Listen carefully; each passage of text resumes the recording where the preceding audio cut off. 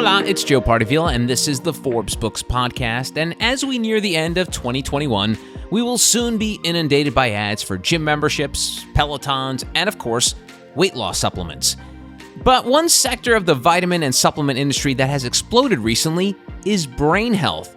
The global health supplements market is expected to be worth $7.6 billion this year, and it's on track to be a $13 billion industry by 2028.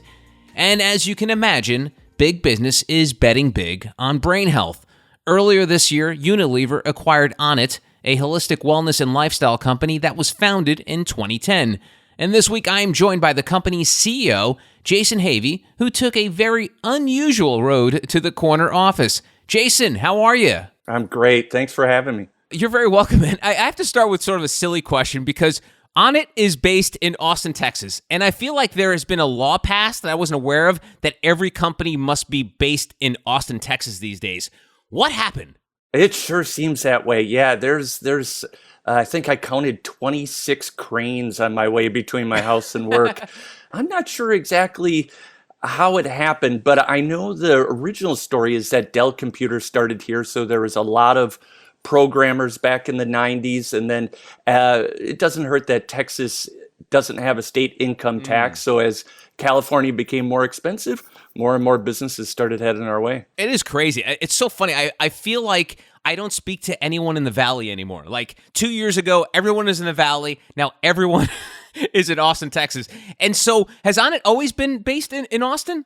Yes. Yeah. It was born and raised in Austin. And I got to say, I come from Madison, Wisconsin originally, but Austin is the best city I've ever been to, and I get to live here. So that doesn't hurt too. A lot of people I think might come out for South by Southwest and just end up not leaving. That's funny. And your origin story is pretty funny. And this is the first time I'll ever utter this statement. You got your career with Onnit thanks to Joe Rogan, basically, right? Wasn't it from listening to one of his podcasts? Yeah. Listening to Aubrey Marcus, the founder, was on his podcast, and I had never heard a CEO talk so openly like Aubrey did. So it was very compelling. So it caught my ear. And then he started talking about the brain as a performance tool.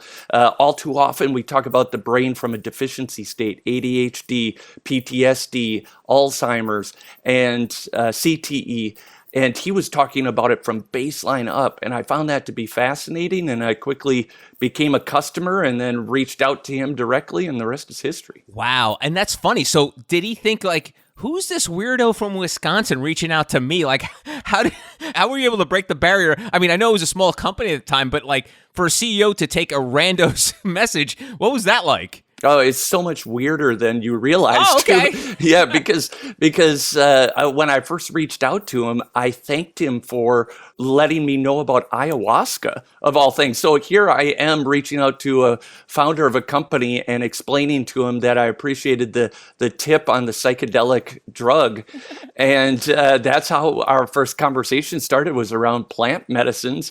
And so we were, I guess, one after each other's heart from there. That's awesome. And let's talk about brain health a little bit, because this industry has just exploded. I don't need to tell you that, but I need to say it out loud just in case no one knows. But it has become crazy because as a Gen Xer, all I remember was going into a GNC or a vitamin shop, and it was basically 99% fitness supplements, your typical protein powders, your muscle supplements, all that jazz. And now you're seeing this shift into brain health. And obviously, if you watch television or you watch any news channel, you're going to be bombarded with focus factors and Prevagens of the world. But talk to me about this shift in how brain health supplements became a thing. Yeah, that's a great question. And I think it's a convergence of a couple things. The first one being is it was just the brain's time, right? We've talked about heart health for 50 years. Even Cheerios talks about heart health right on the front of it. So it was time that we started talking about brain health. On the other side, when you think about GNC and you think about pro athletes, they're constantly trying to improve, and they go through all the physical motions. At some point, somebody obviously realized that they're doing all this physical work, but then still being told that 90% of the game is mental, right? So it was probably time to start focusing on the brain.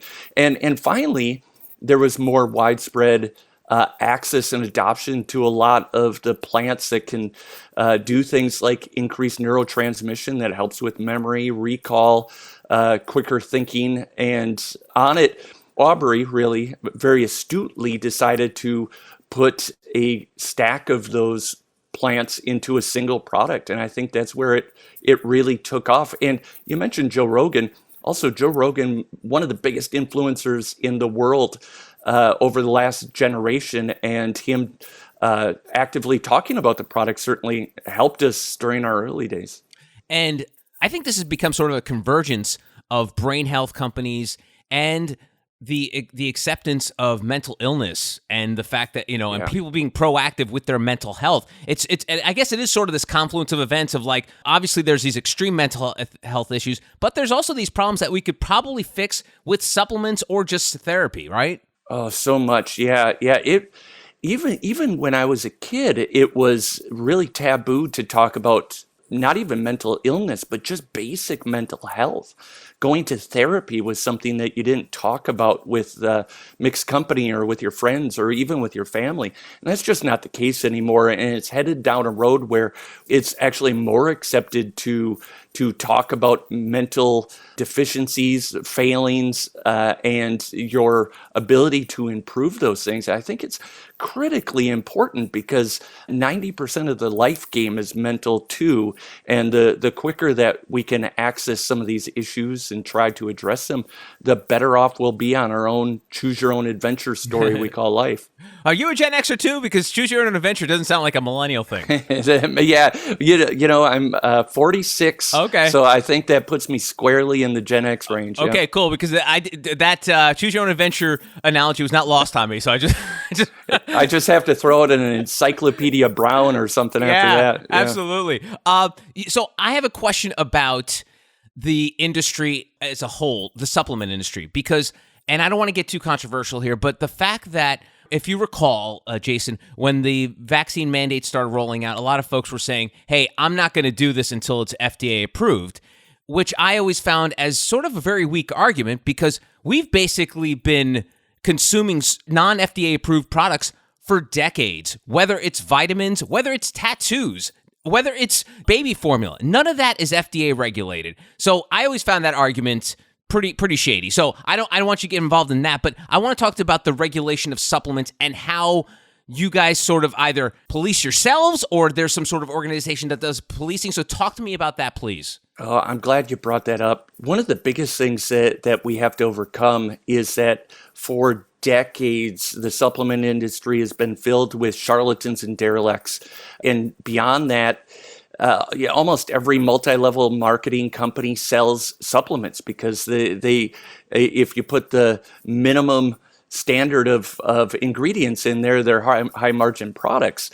That's not going to last forever, and there's increasing focus on the supplement industry. So it's really important that there is a lot of self-policing going on because as that window starts to close, the companies that are higher in quality will get the whole shot to the next generation of supplementation.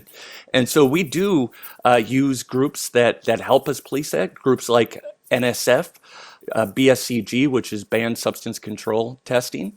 And some of that is just simply for banned substances, for WADA banned substances, but also quality testing, right? Because just like you are what you eat, a plant is what it eats. And so you have to make sure that the ingredients that you're buying, they might label to label be the same, but quality products will do soil testing and make sure that they're buying these plants from places that aren't rich in heavy metals and better quality soil. So there is a difference between quality and poor quality supplements. And then I would just add in one other thing is that for Onnit, and this may sound cliche, but I absolutely mean it genuinely, we're more in the trust business than we're in the supplement business because some of our products have a premium price. And so the people are counting on us to make sure that they are getting the most efficacious, best product available. I know you do a lot, you have a lot of performance stuff, but you're almost split, I could be wrong, but you're split 50-50 in sort of like brain health and sort of physical health. give me a little breakdown on what makes up On It. Yeah, you might be surprised to know that over 70% of our revenue is actually derived from cognitive supplements, things like Wow. Alpha Brain, New Mood, and then I also include Total Human in that, which definitely has some performance in there. A lot of people see On It as a fitness company because we do a lot of fitness education. And most of our social media is very fitness focused because that is part of this almost unattainable total human optimization we talk about, but kind of like perfection. The idea of it is to pursue it in an effort to be great. And there's four quadrants, at least the way we look at it: supplementation, nutrition, fitness, and then the ever important mental and emotional wellness. And it's really important that you have something in each one of those quadrants.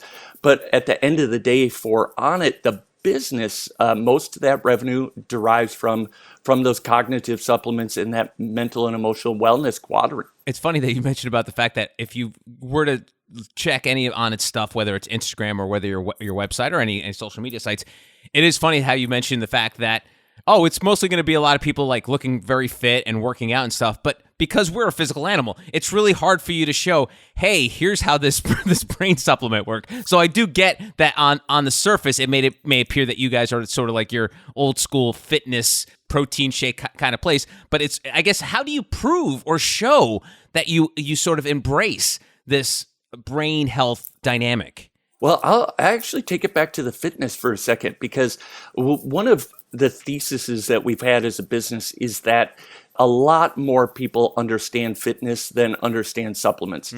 And if we can put out quality fitness tools, modalities, and education in a way that people can understand, know, and trust, that trust will start to translate to things that they don't understand as well and give them the opportunity to get increasingly educated towards it. And then on the other side of things, we have this biohacking generation that has emerged, and they're much more open to the type of heavy education that we can provide if people want to go deep to learn about Alpha Brain. So we have a variety of customers. It's really interesting. Even our employees come from a wide variety of backgrounds, and overall, I want On It to be a really accessible place that regardless of how you come in, that we have a product for you, we have education for you. And how was On It built? Was it mostly on direct to consumer, and then you started ending up in brick and mortar? Was that basically how you did D2C? Yeah. We were digitally native, 100% e-commerce for the first 5 years of the business. And again, a lot of that was thanks to the fact that Aubrey was a very good marketer, but also that Joe Rogan existed, certainly. And we didn't go into brick and mortar retail until 2015 when we launched in Sprouts and Whole Foods. And what did that do to the brand? Was it more of a, I guess, old school validation that you were a thing because you were in a Whole Foods? Because, with D2Cs, no one really knows how successful you are unless you're a publicly traded company, right? So was that sort of some, I guess, external validation that you had arrived? Oh, you hit the nail on the head. It was going into Whole Foods was our great legitimizer, because I think people understand, maybe they don't see how the sausage is made, but they understand that Whole Foods does really rigorous backgrounds on the products that they put on the shelf. And so it was really a big validation of us and our formulas and their efficacy. Can we go into that process a little bit? Because I have heard that before about the fact that Whole Foods is very strict on what they allow on their shelves. Is that process, does it take a while? Do they do a lot of looking under the hood when it comes to companies? They do, yeah. They do a lot of product testing. They have a list of ingredients that they just won't accept, which is more rigorous than any other retailer. You're actually seeing that start to feed back into Amazon now that they're aligned. And a lot of those products are coming off Amazon as well. But then the final thing that they do, and maybe the most important thing that they do, is they test your labels, and they make sure that your label claims can be substantiated. Now, that's something we were doing anyway, but there are less scrupulous supplement companies that will make label claims, or even worse, disease claims, because supplements have to be for people baseline up. The pharmaceutical industry is for people below the baseline or disease. And Whole Foods makes sure that when their customers are in the store, they pick up a bottle and they read a claim on the label that there's scientific backing to what the company is saying. And talking about being legitimized, you guys were acquired by Unilever, which is, from what I understand, that's a pretty big company. So talk to me about that process. Yeah, it was an enormous opportunity for us. And one thing I want to state, just because I'm personally very proud of it, is that Onnit grew for 10 years without taking on any debt or taking on any private equity. We grew slow and deliberately to make sure that we were doing things right and we were beholden to no master. And when we got to a certain size, it became obvious if we were going to bring Onnit international and really do the type of things that we want to do as a company, we were going to need the backing of a larger entity. And definitely, without saying names, there were a lot of companies that we just wouldn't align with because they didn't align with our value system. And Unilever, and I mean this sincerely, is the one company I was hoping and praying was going to take an interest in us because they've really stepped out on the ledge several times, whether it be with social issues. Certainly, they're on the forefront of sustainability and recycling, but then also like they've taken a stand on sustainable use of palm oil and a lot of things that are important to us as a brand. And I thought our value system would align well. And, 6 months in, so far so good. They've been everything I've hoped them to be. That's pretty awesome. And for .com companies, that's sort of always been the goal, right? I'm going to make this company and I'm going to sell it to a giant company, but people don't always understand what that means. So talk to me about what it means to be acquired by Unilever. Like you mentioned the fact that you'll be able to scale up, but is like a Unilever boss checking in with you, or what has that dynamic been like? Yeah, good question, because that can go so wrong. Yeah. Anybody that's, more than 20, 25 years old remembers Snapple, right? Snapple had a great culture. They were in, multiple coolers at every convenience store, and you could feel the culture. And then all of a sudden they just disappeared, right? And not making any personal judgments on it, but it was because of the acquisitions and how those were employed with that brand. And so that was of great concern with me. In fact, I have that story plastered up on my wall because I wanted to make sure that I didn't make those same errors. And one of the things that Unilever promised us is that if we joined, that we wouldn't be tugged behind this huge Unilever freighter, right? That we would be allowed to be the same speedboat we have. It's just we would have a second Unilever outboard engine. I won't go too much further with that metaphor, but so in answer to your question though, we've been able to run, I would say 98% autonomously. The areas that they do get involved is they help us with compliance. They help us with international compliance, claim substantiation, the same type of things I was talking about with Whole Foods, except much deeper dive. And when you look at international, because we have so many products that have multiple ingredients, you have to have a company the size of Unilever to help you through the compliance issues that go along with it. Nice. So this will not be Snapple 2.0, right? Onnit is... It will not be. Or I will do everything I can to avoid it. Absolutely. And you mentioned the word freighter and international, so I have to ask because it's 2021 and there's a shortage of everything everywhere. How has sort of the supply chain issues affected Onnit's business on a day-to-day basis? Yeah, and certainly being part of Unilever certainly helps with that. They have more solidified supply chains. That said, everybody's been a victim of this. The supply chain thing is unlike anything I've ever seen. Fortunately for us, we haven't had a lot of out of stocks with the exception of our fitness equipment, because our fitness equipment does come straight from China. And hopefully, in the future, we can have something near shore so that we can put it on 4 to 16 wheels and get it here no matter what. But with our supplements, we haven't had much of an issue. I'm knocking on wood as I say that. But that's because when COVID first popped up, I thought that there was going to be a lot of immediate supply chain issues that didn't actually materialize. But in those early days, I really worked on negotiating floor stocking agreements, getting much deeper into our inventory so that we could go a much longer time without a resupply. And that actually, ironically, is benefiting us now. And so we've been fortunate, but it is definitely a struggle. And the interesting thing is it's often a struggle with things that you wouldn't expect. One of the supply chain struggles we have has nothing to do with ingredients. It has to do with safety labels that go inside bottles or something like that. The supply chain shortages touched every bit of our economy, and it doesn't show any signs of loosening up anytime soon. I'd love to talk to you about in terms of, you mentioned in passing Alpha Brain, which is sort of like your flagship product. If we bumped into each other in a cocktail party and I'd never heard of On It, and I said, "Oh, what do you guys sell?" I'm like, we sell this thing called Alpha Brain. What would you tell me, like, what it does? Like, what is Alpha Brain? Yeah, that's a great question, and it is our flagship product. And no sales pitch here, but we put it in a lot of formats. It's in a shot, it's in a drink mix, it's in a capsule, and then we have this premium Alpha Brain Black Label product. And the reason that it has gotten so much traction is because it works. So often we take vitamins or supplements and we hope they work. We might pea orange and then assume that's helping somehow.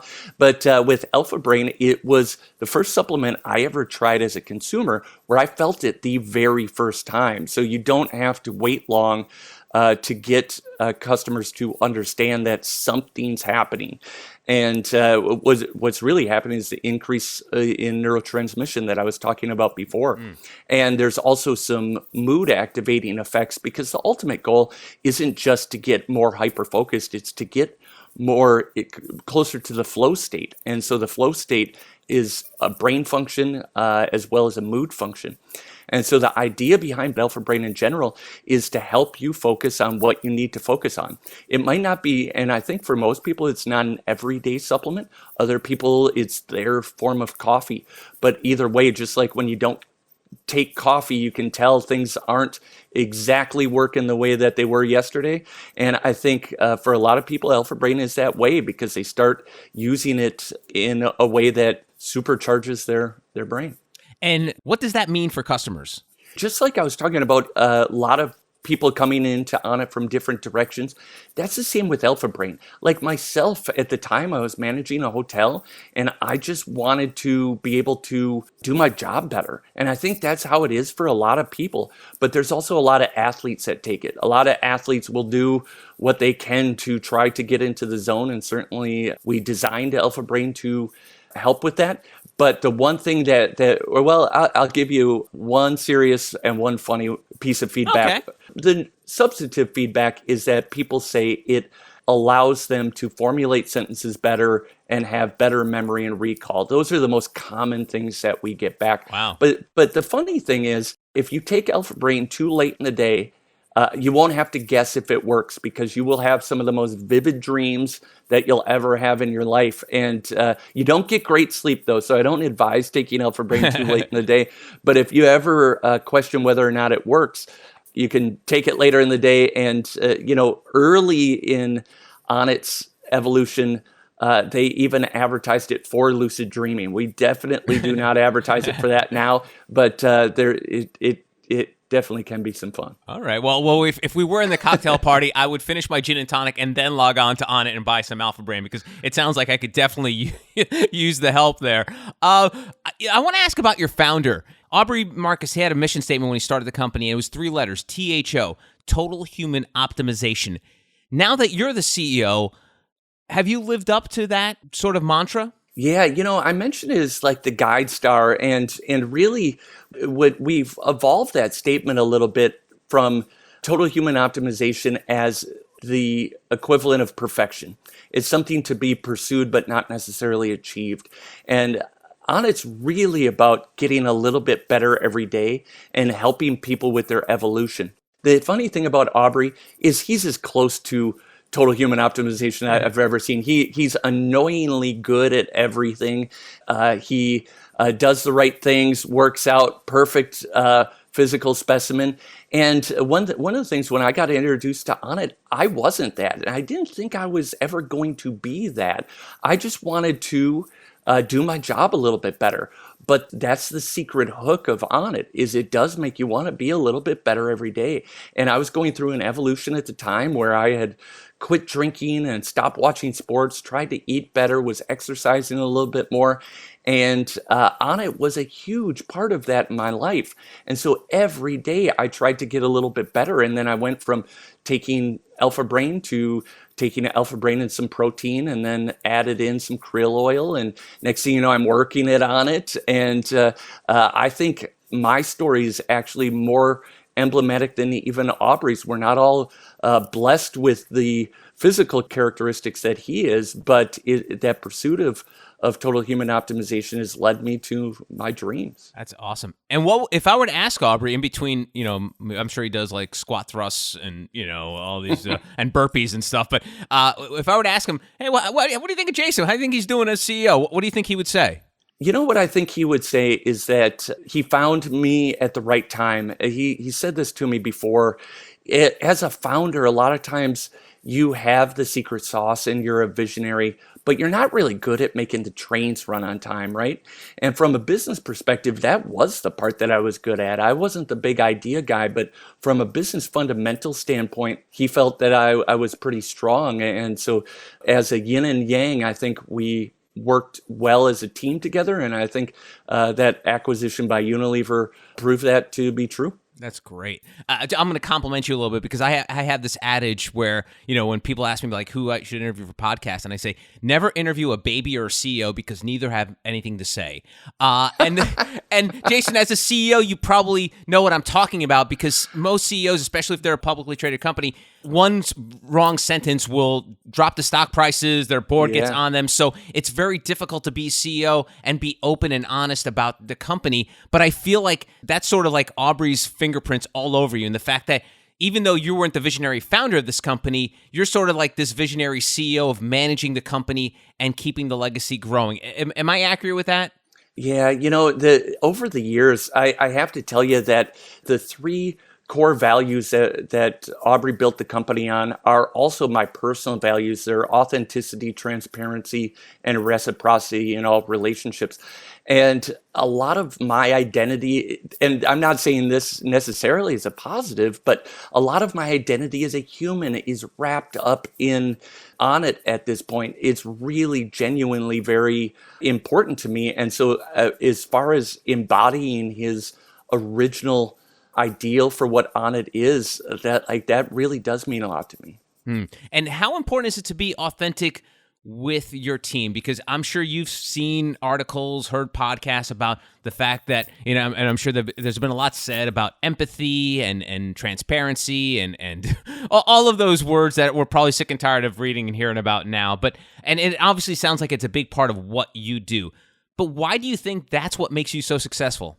No, that's a good question, because a lot of times every company can have those same core values, but unless you're actually living them, they're just aspirational, right? Like they don't mean anything. And going back to your previous point, as a CEO, words do matter and people want to know what you think, but you also do have to be careful in your messaging. That said, at On It, because that was the expectation from the beginning, it almost forces a lot of honesty and transparency and like radical honesty, because otherwise the company isn't living up to what it is. And the employees, I mean this, they will genuinely call you out. And I think that's an interesting part of our check and balance, is that it is more cyclical than hierarchical. Hierarchical. You know where I was going with that word. I get it. It is funny that you mentioned that, because the fact that every company's got a mission statement, I bring back my joke earlier about the fact that, you have to have a company based in Austin these days. You have to have a mission statement or it's against the law. And I always tell people, hey, listen, Enron had this amazing mission statement about integrity and communication and respect and excellence, and you saw how that turned out. So there's only so much you can do with words on a wall. It's really, you got to walk the walk and talk the talk. That's so true. Yeah, you're exactly right. Because it genuinely is meaningless. It's just window dressing unless you're living it. That's actually one of the reasons that I wanted to nuance the idea of total human optimization, because I didn't think that was necessarily accessible and wanted to add in the get a little bit better every day and the idea that it's all you, and take back that the personal empowerment portion of this, that we're all responsible for our individual success, and we need to remind ourselves of that, whether it be as the CEO of Onnit or somebody that is trying to get off the couch and make the decision that they're going to take that next evolution in their life. Well, I was at a disadvantage during this conversation because I did not take Alpha Brain before we spoke. So hopefully I kept up with you. Jason, his name is Jason Havey. He's the CEO of Onnit. Jason, it sounds like you guys are killing it. This merger with Unilever sounds like it's going well so far. So I wish you the best of luck going into 2022. Thank you so much. It's been an honor. I appreciate you having me. You're very welcome. And that's it for this episode of the Forbes Books podcast. If you enjoyed the show, make sure you take a second to subscribe so you automatically get new shows when they drop. Also, if you have a minute, I would love if you left us a review so more amazing entrepreneurs like yourself can discover the show. And please, don't forget the golden rule and treat others as you want to be treated. Thanks for listening. Until next time, adios.